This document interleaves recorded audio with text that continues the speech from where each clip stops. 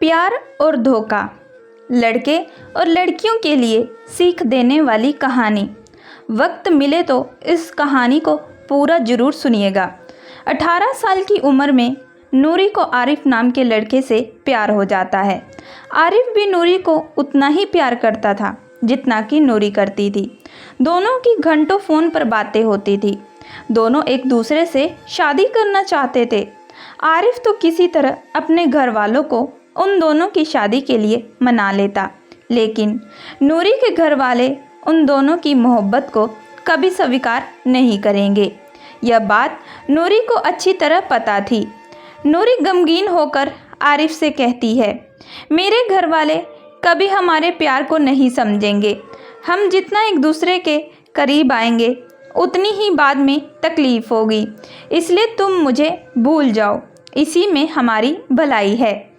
आरिफ नूरी से कहता है, नहीं नूरी, ऐसा न कहो, मैं तुम्हें भूल जाऊं, यह तो हो नहीं सकता। हमने जो वक्त साथ बिताया और जो वादे किए एक दूसरे से और जो कस्में खाई, उन्हें मैं कैसे भुला सकता हूँ?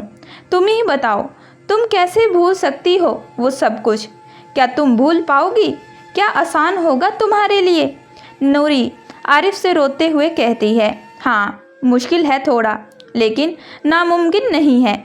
हमारी मोहब्बत सरेआम रुस्वा न हो, इसलिए यही बेहतर है कि हम दोनों एक दूसरे से दूर हो जाएं।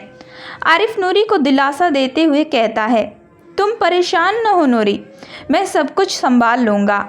मैं तुम्हारे घर वालों से खुद हमारी शादी की बात करूँगा, डोंट वरी। नूरी कहती है, तुम कितनी भी कोशिश कर लो, वो इस शादी के लिए कभी नहीं मानेंगे और मुझे ही गलत समझेंगे। ऊपर से बदनामी होगी वो अलग। मैं ये सब सहन नहीं कर पाऊंगी। आरिफ नूरी से कहता है, क्यों न हम कुछ ऐसा करें जिससे बात भी बन जाए और तुम्हारा नाम भी बदनाम न हो। नूरी पूछती है, क्या ऐसा मुमकिन है? आरिफ कहता है, बिल्कुल मुमकिन है। मैं अपने घर वालों को हमारी शादी के लिए मनाऊंगा और उन्हें तुम्हारे घर पूरी इज्जत के साथ रिश्ता लेकर भेजूंगा। फिर उन्हें यकीन हो जाएगा कि यह लव नहीं अरेंज मैरिज है और तुम्हारे घर वाले मान जाएंगे। नूरी कहती है, ठीक है, तुम ये कोशिश करके भी देख लो, काश खुदा हम पर मेहरबान हो जाए।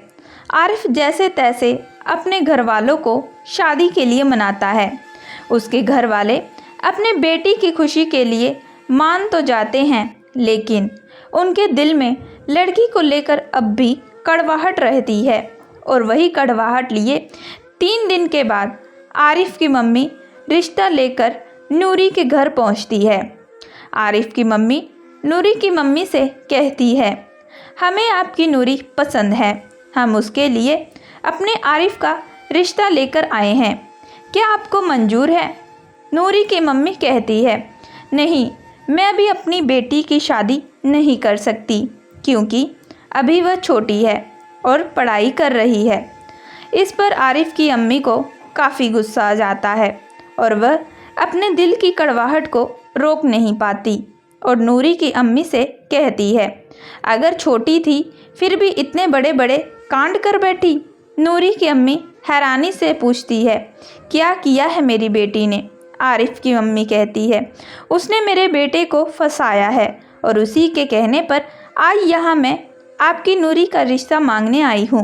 नूरी की अम्मी कहती है, मेरी बेटी ऐसा नहीं कर सकती, आपको कोई गलतफहमी हुई है। अभी मैं उसे बुलाती हूँ और पूछती हूँ कि क्या सच है। नूरी की अम्मी नूरी को आवाज़ देकर बुलाती है और नूरी आ जाती है। नूरी घबराते हुए कहती है, जी अम्मी, क्या हुआ, आपने मुझे बुलाया? नूरी की अम्मी गुस्से में पूछती है, यह बताओ, आरिफ की मम्मी जो कह रही है वह क्या सच है? क्या तुम्हारा और आरिफ का चक्कर चल रहा है? क्या तुम उससे शादी करना चाहती हो?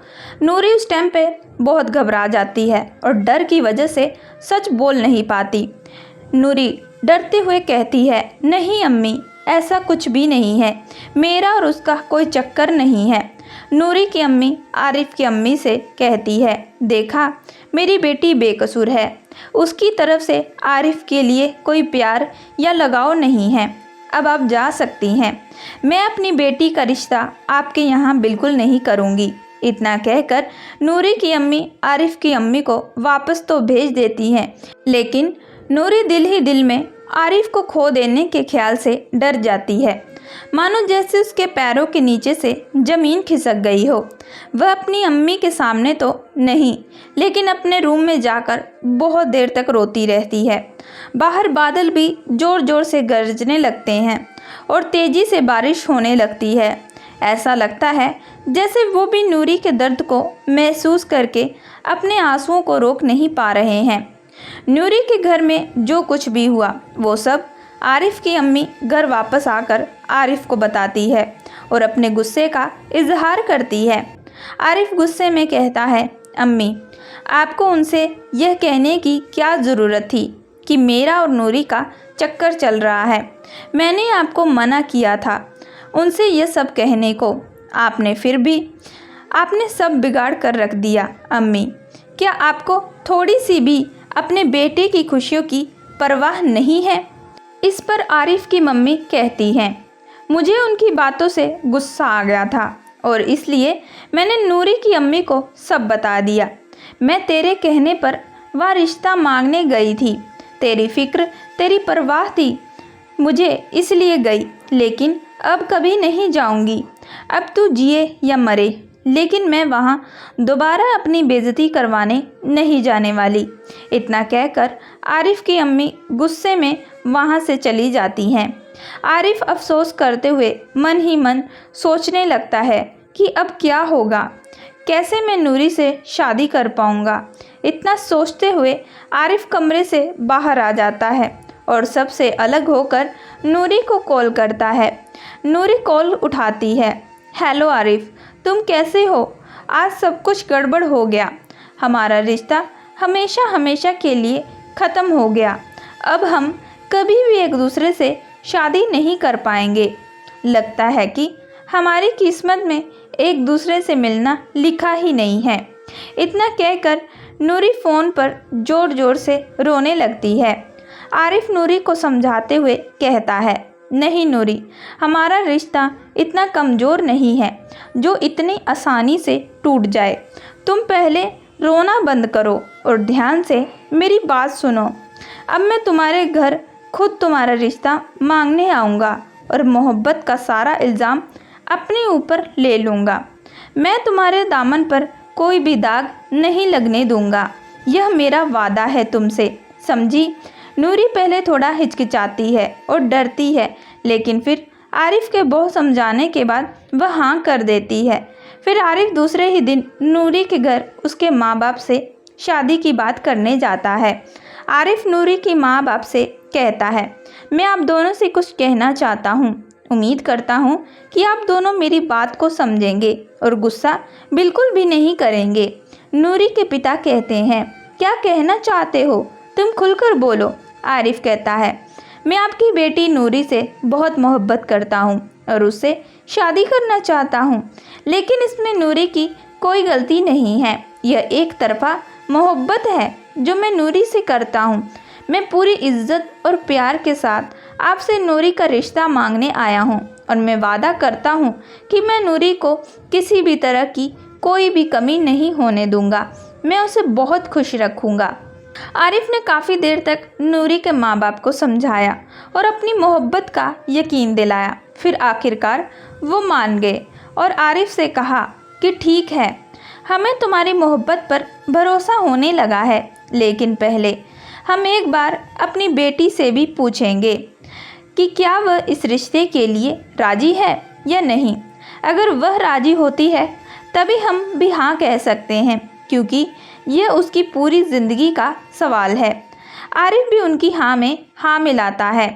फिर उसके बाद नूरी की माँ नूरी को बुलाती है और कहती है, आरिफ तुम्हारा रिश्ता मांगने आया है, क्या तुम इस रिश्ते के लिए राज़ी हो? अगर तुम्हारी रजामंदी होगी तभी हम इस रिश्ते के लिए हाँ करेंगे। नूरी दबी आवाज़ में सिर झुकाए हुए कहती है, जैसा आप लोग सही समझे, जो आपका फ़ैसला वही मेरा फ़ैसला। अब नूरी के माँ बाप को भी नूरी की तरफ से तसल्ली हो जाती है और वह इस रिश्ते के लिए हाँ कह देते हैं। इस तरह नूरी और आरिफ की धूमधाम से मंगनी हो जाती है और दोनों का रिश्ता फिक्स हो जाता है। क्योंकि नूरी अभी सिर्फ 18 साल की रहती है और कॉलेज की पढ़ाई मुकम्मल कर रही होती है, इसलिए इस रिश्ते को 3 साल के लिए लगा दिया जाता है और 3 साल बाद ही दोनों की शादी होगी, यह बात तय हो जाती है। अब नूरी और आरिफ दोनों बहुत खुश थे। ऐसा लग रहा था मानो उन्हें दुनिया की सारी खुशियाँ एक साथ मिल गई हो। अब तो खुलेआम दोनों की बातें रोज़ कॉल पर होने लगी। वो रोज़ाना घंटों एक दूसरे से बातें करने लगे। अपना सुख दुख, उन्होंने क्या खाया पिया, कहाँ गए, सब एक दूसरे के साथ शेयर करने लगे।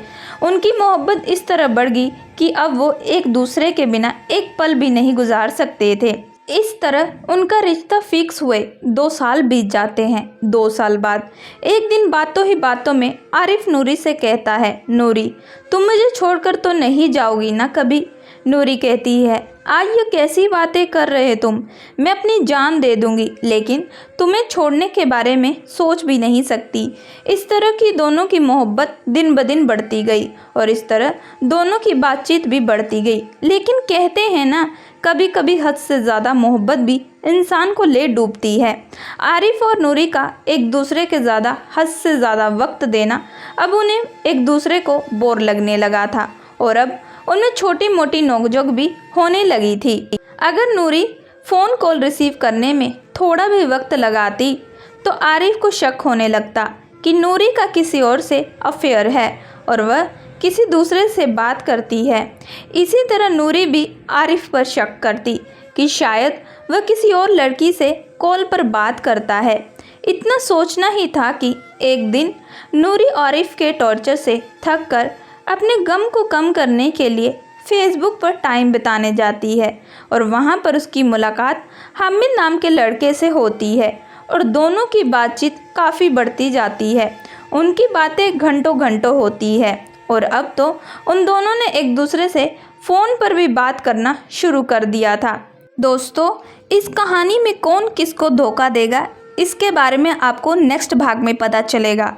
अगर आपको ये कहानी थोड़ी सी भी पसंद आई है सो प्लीज़ हमारे चैनल को लाइक एंड सब्सक्राइब जरूर करिएगा एंड बेल आइकन का बटन जरूर दबाइएगा एंड कमेंट करके हमें बताइएगा कि ये कहानी आपको किस प्रकार लगी है।